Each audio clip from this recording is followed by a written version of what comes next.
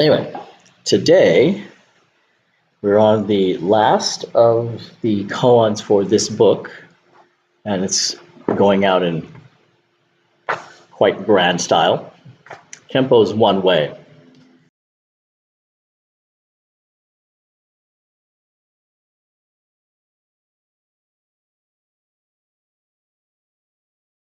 Case 48. A monk asked Master Kempo in all earnestness. In a sutra, it says, 10 direction Bhagavats, one way to the gate of nirvana. I wonder where the way is. Kempo lifted up his stick and drew a line and said, here it is. Later, a monk asked Unman to give instruction about this. Unman held up his fan and said, this fan jumps up to the heaven of the 33 devas and adheres to the nose of the deva Taishaku.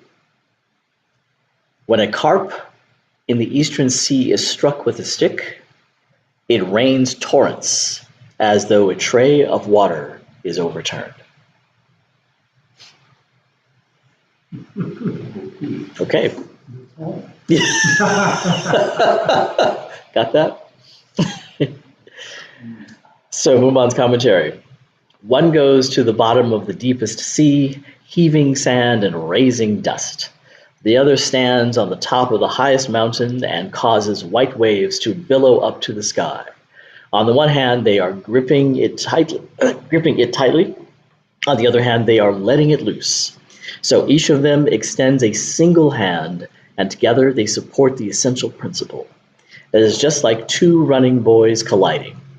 In this world, there will be no one who has realized the truth completely. Examining with the true eye, I find that neither of the old masters knows where the way is. The verse. Before a step is taken, the goal is reached. Before the tongue is moved, the speech is finished. Though you may take the initiative, point by point, you must know there is still the all-surpassing whole. So the word whole is not W-H-O-L-E, it's H-O-L-E. And in Aiken Roshi's book, he translates whole as crater. So I think it's just this. Yeah.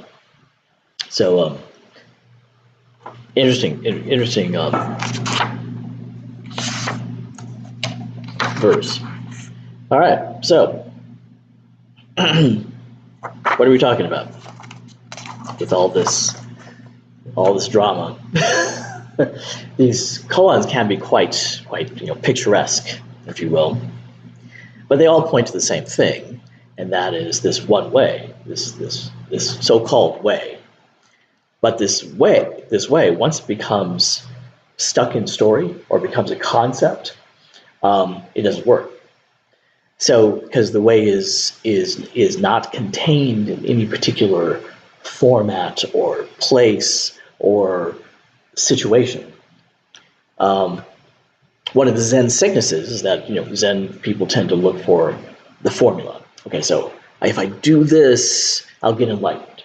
If I do that, if I stand this way, if I eat certain foods, there was that school because the ascetic practices that the Buddha did, they were, a lot of them were very yogic, so they were practitioners who held certain poses, certain positions as a way of gaining enlightenment. And certainly there can be benefit to persistent practice. So there's nothing wrong with doing that. But is this so-called way, this way to enlightenment, in those particular poses, those particular practices? And the Buddha discovered no, that they did what they did, but they also, there was a lot that he didn't do. It didn't work for him. So he kept looking until he found what worked. So he sat under the Bodhi tree until he found something that satisfied his very deep yearning to really understand and to really get what this enlightenment really is. And his conclusion was quite simple. All beings have the wisdom of the Tathagata. Nothing's left out. There's nothing no being that doesn't have it, and it wasn't limited to human beings, just beings. Um, all beings have it already. So it's not something you get, not something you find in a particular way, not something that you have to try to strive for. It's already there, already within you. What you have to do is get out of your way. Get whatever is preventing you from recognizing your true nature. That true nature is this enlightened way of being, this very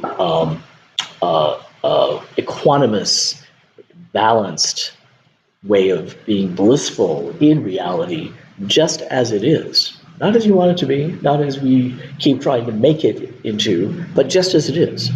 And how is it that we get there? And most of it is because he covers it in the verse that before a step is taken, the goal is reached. You're already there. It's already, there's no place to go. Before the tongue is moved, the speech is finished. Nothing to say. Though you may take the initiative point by point, which is all that striving that we do. It's like, okay, we take step one, we do move, we go through all the koans. Though you may take the initiative point by point, you must know that there is still the all-surpassing whole. This emptiness is this space of undifferentiated everythingness where everything is still and peaceful and calm. We've all experienced that, moments of it, maybe just 5 seconds. But that bliss there's nothing else like it. And people get addicted to it, so they keep looking to try to how do I bottle that and drink it daily. But that's not it. That's not what is this. It's half the story, if you will, and maybe not even half of the story of enlightenment. It's one part of that experience. But the whole of the experience is being able to take this back to the marketplace, back to your work, back to your everyday life, and be blissful and peaceful in the everyday life, in reality, just as it is. So this very picturesque movement, this monk is asking in all earnestness. Now we don't, interesting, this is another koan where we don't know what happens to the monk. In several of the stories, several of the koans, the monk was amazingly enlightened at the end of it. This monk was probably not. He was like, I have no idea what you just said. What the hell was that? 10 Direction Bhagavat. So he's quoting something from the Surangama Sutra that the 10 Direction Bhagavats, 10 directions being all directions. Bhagavats is just another name for Buddha. One way to the gate of Nirvana. Nirvana is this place of bliss and repose that we have mostly from the Hindu tradition. And he's saying, well, where is this way? And, Kempo recognizing, his teacher is recognizing that this person is looking for a concept, looking for a formula, looking for a quick answer, a drug, if you will. And so he gives it to him.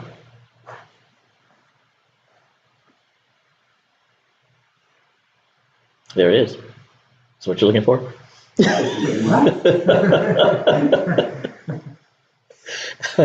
Except he had a bit, I don't know, a stick, but it was more dramatic with the stick. Drew a line. Later a monk asked Unman, so different monk, because Unman was several generations after Kempo, to give instruction about this. Unman held up his fan and said, this fan jumps up to the heaven of the 33 devas. So the 33 devas is a Hindu reference to Indra. So Indra runs the universe with 32 other devas. So I'm not sure how it's called. My knowledge of Hinduism comes from my world religions class that I took in college a million years ago. So I know nothing about Hinduism, other than the fact that I know they have 33 million gods. So I wonder if each of these, because there are now 33 of these devas, each one of these devas have a million each. I'm not sure how that works, but So anyway, he hits and it hears. So this fan jumps up to this heaven, and this is the second heaven, the heaven of desire. Jumps up to the heaven of the 33 divas, and it gets stuck on the nose of the diva Taishaku. Taishaku is another name for Indra. So the highest of the divas, the god Indra. Um, so this the fan that Unman is holding jumps up there and sticks to his nose. So nothing can be more obvious than what is right in front of your nose. That's all it's saying. So the answer to the instructions, where the way is right where you are, right where you stand, right where you're sitting, right with what you're doing, right with where you're thinking, all the stories. The way is there, and there's no way anywhere. There's no such thing as this concept called the way. There's no such thing as this concept called Zen. No such thing as the concept of emptiness. The minute it becomes conceptual, you've now completely separated yourself from it. So this fan, however, is no longer separate from Indra because it's stuck. It's adhering to the nose of this great god. And when a carp in the eastern sea is struck with a stick, it rains torrents as though a tray of water is overturned. So we've all heard of the butterfly effect, right? The butterfly effect being the wings of butterflies, fluttering somewhere, cause hurricanes someplace else. So cause and effect is constantly in place. There's no way out of karma. So this emptiness, only half the story. The phenomenal world with karma, where whatever you do has some effect someplace else, or immediately with yourself, is the other half. That's the important part, is that you don't leave one to the other. It's a package deal. We are all in this together. The 10 directions from every direction. Every direction, every place, every situation is the one way to nirvana, to achieve nirvana. There's nothing that isn't the way. There's no place where you are not an enlightened being. Already there. Very, very difficult to realize. So I get the drama, because it takes to get through to people, to get through to students. The teachers have had to be extremely poetic, because if you just tell them you already got it, go home, go live your life.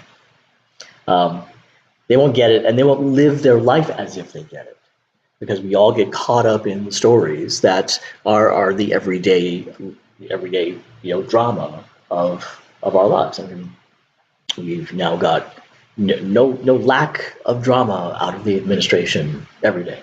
There's always there's some story that is going on out of the Trump White House that is, at minimum entertaining, and constant distraction. Not just Congress is so busy trying to make up stories about everything else, and distract us from what's happening every single day to people on the streets.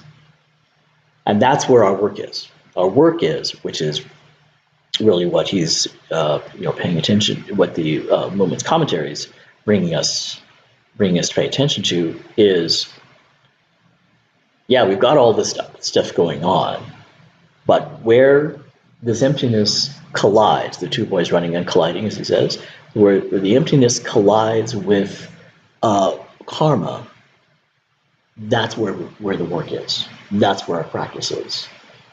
Taking care of what is right there in front of you in reality, just as it is.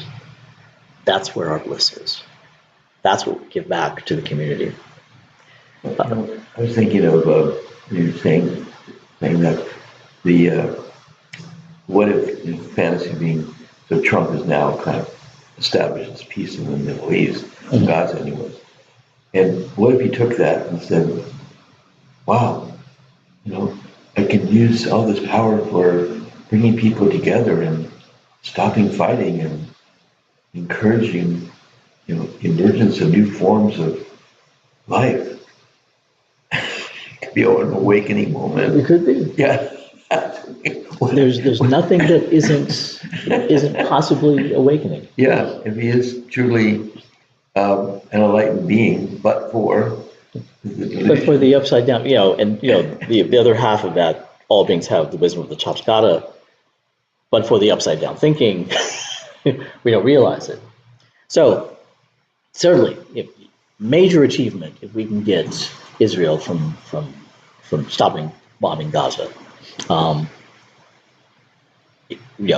would that become his new path? and yeah, I'm just saying, what What we have to do is give him the Nobel Peace Prize. Yeah, that's what he wants. well, Yeah. So There it is. There's the prize. there it is. right. You got it. Yeah. Here's your reward. It's just a fantasy.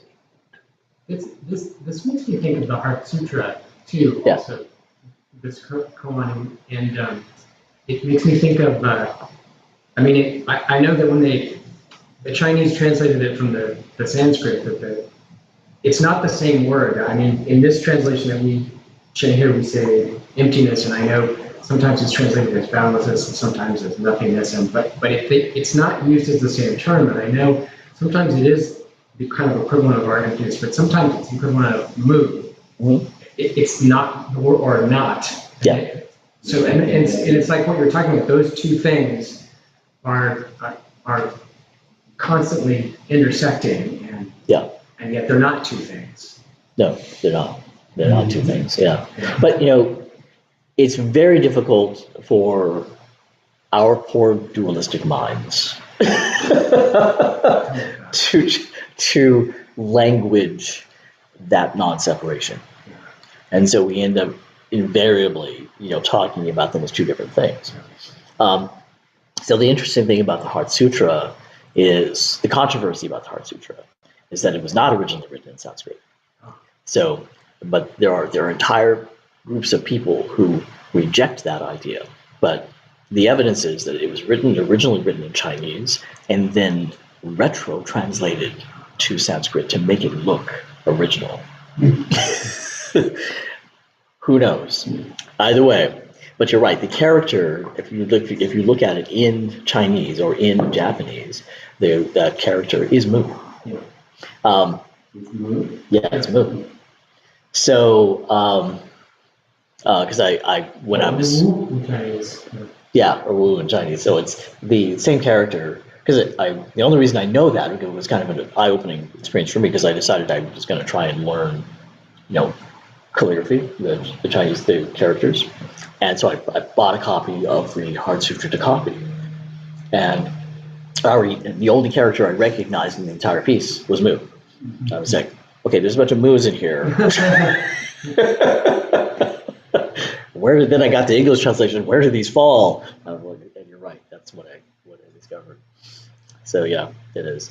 So it is really talking about that. And emptiness and Mu translated as emptiness is problematic because of the Western concept of empty is that there's nothing there, and that is not the same concept that it has in the original, either in Sanskrit or in Chinese and Japanese.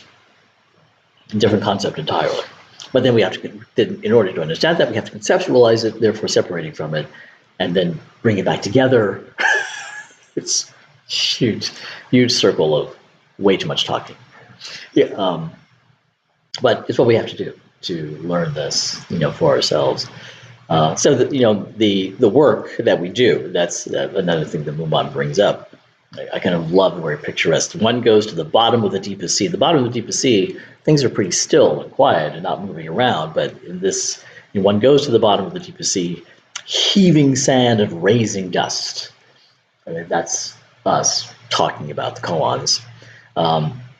Because the koans stand by themselves and this emptiness stands by itself. The other stands on the top of the highest mountain and causes white waves to billow up to the sky. So, a lot of noise for all the stillness that reality really is. Because it is very still. We disturb it with all of our stories. Because our stories are always after the fact. And I just had a thought, since I've been kind of obsessing over this whether or not we have free will. I'm not, not sold on that, but the verse is, before a step is taken, the goal is reached. On a neurological level, your brain registers the what you eventually do before you're even conscious of it. So there is the thought among the scientists who believe that we don't have free will is that that all that we're doing is just reacting to our environment and genetic whatever genetics we have and the environment that we're in, and it's all pre-done. So you're just acting within that. So that's how I was, that leapt to mind as that's not what this person is talking about. This was long before, this is written 10th century. So long before we were measuring neurons at that level, before a step is taken, the goal is reached. This is just saying everything is perfect just as it is already.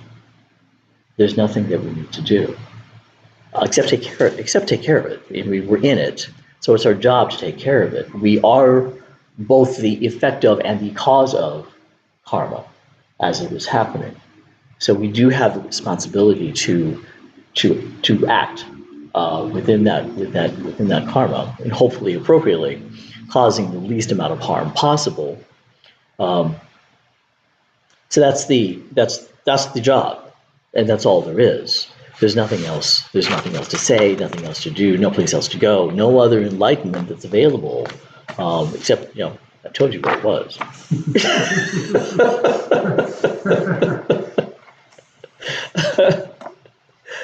Oh,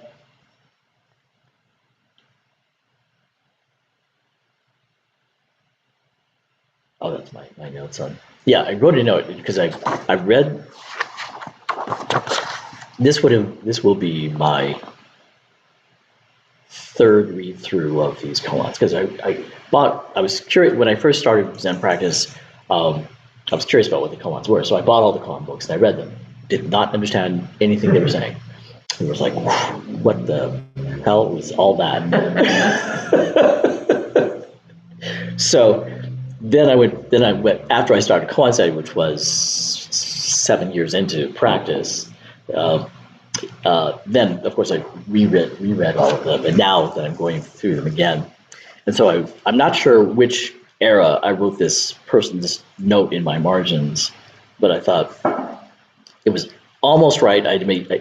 With my third reading, I had to make one small tweak to make it closer to what I think this meant, because originally I wrote, the way is not known, the way is not known, the way is not a place, the way is none other than the self manifesting.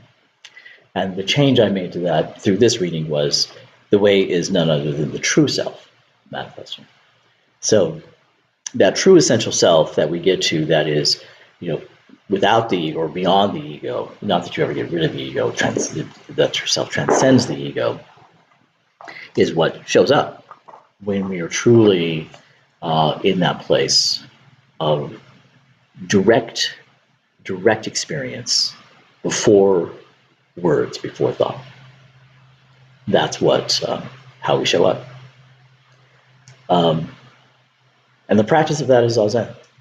That's where we realize it. That's where where the foundation of that is. So all that beautiful picturesque, especially the fan jumps to the heaven of the 33 Dukas. And I just keep picturing this God. I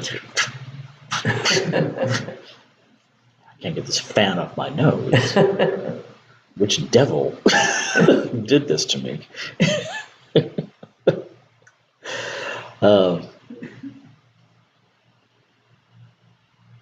But Indra keeps dancing. The net is still manifesting. All right. Questions, comments? I've got nothing else to say about this koan. Me, my Greek philosophy. Yes. Parmenides is one of those creatures, and Socrates' creatures. And we have the one that's kind of an ineffable, formless, colorless, intangible.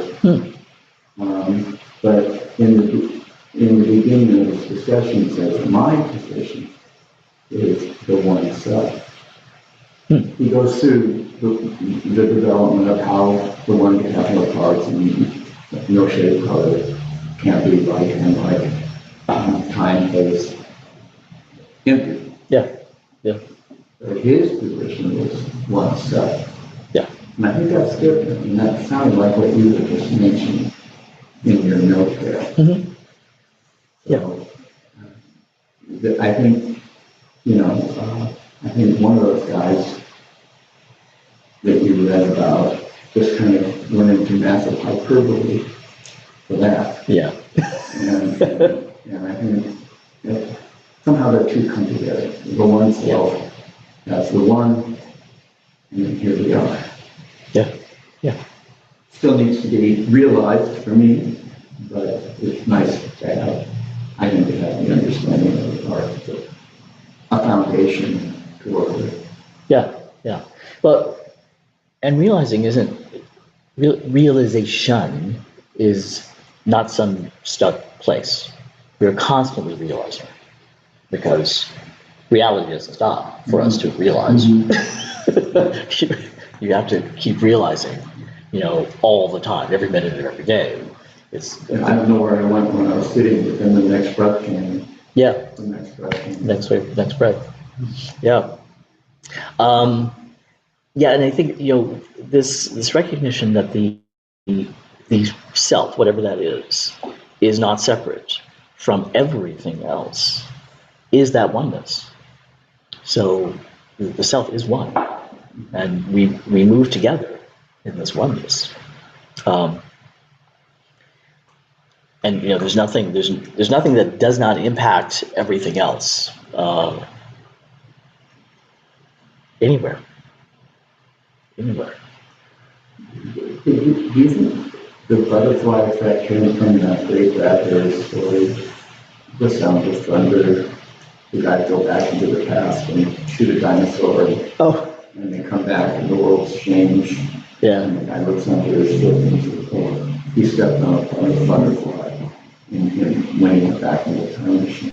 Yeah. I don't know what the origin of that is. But interesting. It'd be interesting to Google that. I like your, butterfly here, hurricane there too. I mean, Yeah. yes, it's a constantly happening. Yeah. But Yeah. there was that story that sounds familiar. Yeah, it could be.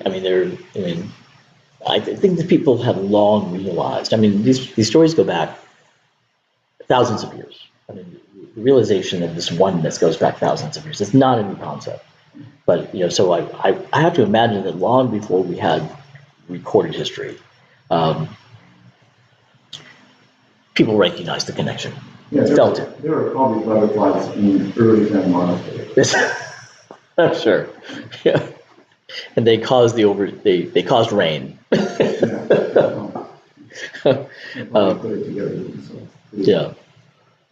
So here we are in all this oneness. And this is what Numan leaves us with in this first set of koans. There are some additional notes at the end, which we will go through. And there is actually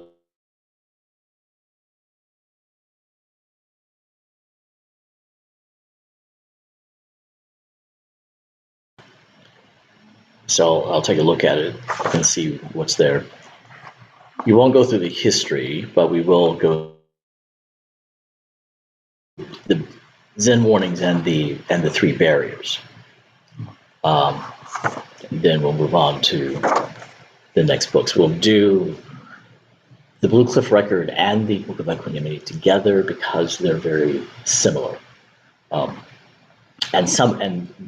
both books have some of the same koans in them. What was the other one besides the Blue Cliff Record? The Book of Equanimity or Book of Serenity. That's the one. Yeah, tension. He uses that a lot, and he uses Sheesh and Wick's commentaries on those books. So I have that book, so we'll use that one. That'll be next, but at least one or two more talks from the end, just from the end notes of this book before we move on. Okay, questions on, comments on, feelings about this koan, or the entire set of koans before we close today. And I'll go back to my funeral. Funeral planning, not my funeral yet. ChatGPT, the butterfly references 1978 comes from a famous physicist and mathematician gave a talk and said, "Does the flap of a butterfly when you embrace it will set up a tornado in Texas?" And that's where butterfly effect is coming from. Who? So it's a concept in mathematics. Yes. And the chaos physics, so theory. it's real. Whose theory? It's the chaos theory. Oh, chaos theory. That's right. It Chaos is theory. chaos theory. Yeah. Yeah, that was because it seemed to, in chaos theory, it seems to explain a lot of stuff that we weren't able to previously explain in mathematics. Thank you for looking that up. All right. Nothing else? Anything from Zoom? Hey, Marcella. Have a long time no see. Good. All right. Good to Thanks, be here. guys. Say again. Yes, good to be here. Oh, You'd be there. yes. Well, she's here too. I'm everywhere. and everywhere. Yes. Good. Let's go. Oh, Don, did you have something? No, I just noticed that my sound was off as far as my voice. No, I didn't really have much. I haven't been there recently because I'm taking care of our dog is quite ill, so I've been staying with her. So Yeah. so, but I prefer to be there. But this is a good option. Yeah, it is, and you are here as a result of Yeah, I know. those. Yeah. I think We're all there. Yeah, we are all there. thank you for taking care of the dog. Really, Yeah. I appreciate that. Yeah, she's As a doing. matter of fact. She's a pretty strong little girl. Yeah. So good. Yeah. Well, I wish her the best. Yeah. Thank you. Okay. Thanks, everybody.